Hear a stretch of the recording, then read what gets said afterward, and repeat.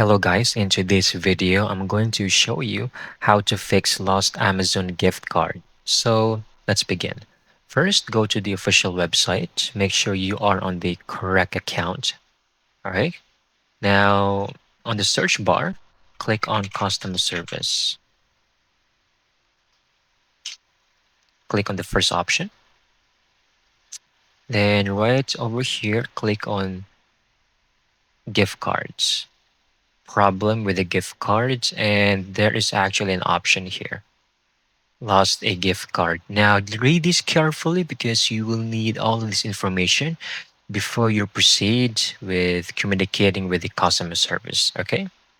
Now, after you've obtained all of the necessary information, if you still have them, click on I need more help. Then you can actually chat with the customer service as long as they are available. But if not, you can connect with an associate through a phone call. Put in your phone number here, click on call me now, and they will contact you in a few minutes or they will contact you throughout the day. Okay? And that's it. That's how you get this done. I hope you found this video very helpful.